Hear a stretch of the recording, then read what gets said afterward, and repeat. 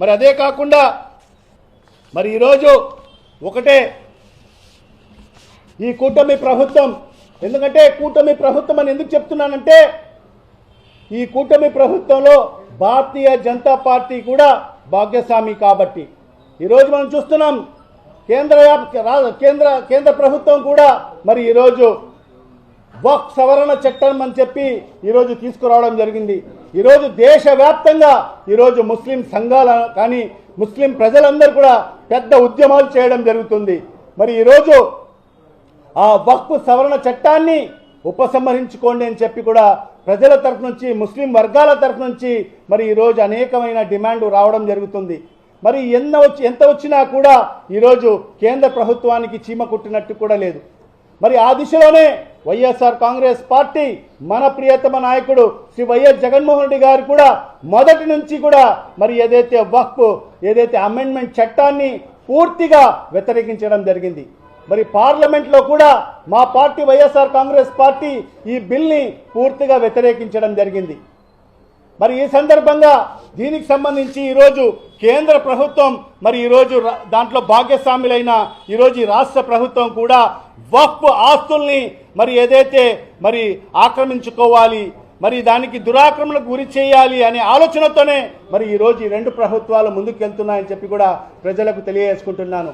మరి ఈరోజు ఈ వక్ఫ్ సంబంధించిన ఏదైతే చట్టానికి సంబంధించిన సవరణకు సంబంధించిన 44 సవరణకు సంబంధించిన చట్టాలని పెట్టడం జరిగింది.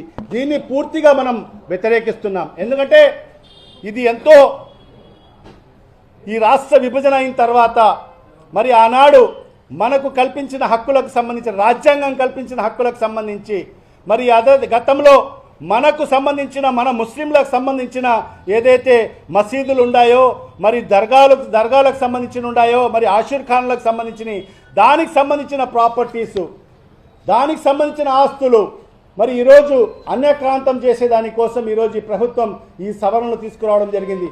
దాంట్లో ప్రధానమైనది ఏంటంటే మరి ఈరోజు వక్ఫ్ అనేది ఒక్కసారి ఎవరైనా వక్ఫ్ చేస్తే అది జీవితకాలం అది వక్ఫ్గానే ఉంటుంది.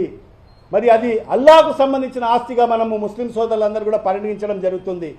మరి ఎవరు కూడా దానికి ఓనర్షిప్ అనేది ఎవరు కూడా పొందే హక్కు తన జన్మలో కూడా వాళ్ళకు హక్కు రాదని చెప్పి కూడా ఈ సందర్భంగా తెలియజేసుకుంటున్నాను. అలాంటి చట్టాన్ని వక్ఫ్ అనే ఏదైతే దాన్ని నామన్క్లేచర్నే ఈరోజు మార్చే విధంగా సవరణ తీసుకురావడం జరుగుతుంది. మరి అదే కాకుండా ఈరోజు సర్వే కమిషన్ అనే, ఎందుకంటే మనకు సంబంధించిన మరి ఏదైతే ఎక్కడైనా డిస్ప్యూట్ వస్తే మనకు సంబంధించిన ఒక సర్వే కమిషన్ ఉంది, వాళ్ళు వచ్చి సర్వే వేయడం జరుగుతుంది. మరి అలాంటి వక్ఫ్ సర్వే కమిషన్ని కూడా అబాలిష్ చేసే విధంగా సవరణ తీసుకురావడం జరుగుతుంది. మరి అదే కాకుండా ఏదైతే వక్ఫ్ బోర్డుకు సంబంధించి మరి ఇక్కడ ఒక ముస్లింలకు మాత్రమే ఆ బోర్డులో మెంబర్స్గా ఉండే హక్కులు ఉన్నాయి. మరి అలాంటి దాంట్లో కూడా సవరణ చేస్తూ ఇతర వర్గాలకు సంబంధించిన వాళ్ళను ఈ బోర్డులో మరి ఈరోజు వాళ్ళను నియమించే విధంగా సవరణ తీసుకురావడం జరుగుతుంది. మరి ఈ రకంగా అనేక సవరణలు తీసుకురావడం జరుగుతుంది. ఇవన్నీ కూడా అభ్యంతరకరమైన సవరణలే. అందుకే ఇవాళ వైఎస్ఆర్ కాంగ్రెస్ పార్టీ పూర్తిగా ఈ ఏదైతే వక్ఫ్ అమెండ్మెంట్ బిల్లుకు వ్యతిరేకంగా ఉందని చెప్పి కూడా ఈ సందర్భంగా తెలియజేసుకుంటున్నాను. మొన్ననే మన ఏదైతే జమాతే ఇస్లామీ హింద్కి సంబంధించిన నాయకులు కూడా మరి గౌరవ ముఖ్యమంత్రి గారిని కలిసి మరి ఏదైతే వక్ఫ్కు సంబంధించిన ఈ అమెండ్మెంట్ బిల్లుకు వ్యతిరేకించినందుకు వాళ్ళు కూడా ధన్యవాదాలు కూడా తెలియజేసుకోవడం జరిగింది. మా నాయకుడు ఒకటే మాట చెప్పాడు, ఖచ్చితంగా మైనార్టీలకు హాని కలిగించే ఏ రకమైన బిల్లుకు కూడా ఖచ్చితంగా వైఎస్ఆర్ కాంగ్రెస్ పార్టీ భవిష్యత్తులో వ్యతిరేకిస్తుందని చెప్పి కూడా ఈ సందర్భంగా వాళ్ళకందరికీ కూడా హామీ కూడా ఇవ్వడం జరిగింది. మరి ఈ రకంగా ఏదైతే ఈ రాష్ట్ర ప్రభుత్వం ఈ కూటమి ప్రభుత్వం ఏదైతే ఈ జీవో ఎంఎస్ నెంబర్ 47ని ఏదైతే విత్డ్రా చేసుకుందో ఖచ్చితంగా మేము ఏదైతే న్యాయ పోరాటం చేస్తాం, ఖచ్చితంగా ఇన్ ది కోర్ట్ ఆఫ్ లాలో మేము పోరాడతాం.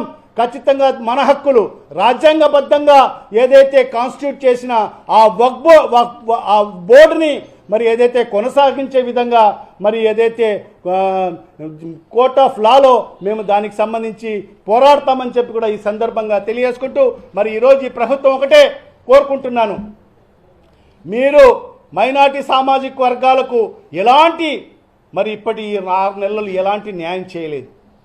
మరి అలాంటిది మరి ఈరోజు ఉన్న బోర్డులను కూడా ఉన్న పలంగా మీ స్వార్థ కోసం, మీ స్వార్థ రాజకీయాల కోసం, మీ నాయకులకు దాంట్లో అవకాశం కల్పించాలని చెప్పి, మరి అదేవిధంగా వక్ఫ్ బోర్డు ఆస్తులు కాజేయాలని చెప్పి మీ అనుయాయులను దాంట్లో మెంబర్లుగా పెట్టుకొని వక్ఫ్కు సంబంధించిన ఆస్తులన్నీ కూడా మీరు దురాక్రమణ చేయాలి అనే ఆలోచనతోనే మరి ఇలాంటి ఏదైతే ఉపసంహరణ సంబంధించిన ఈ జీవోలు తీసుకురావడం జరిగిందని చెప్పి కూడా మరి హెచ్చరిస్తూ ఖచ్చితంగా మేము పోరాటం చేస్తాం.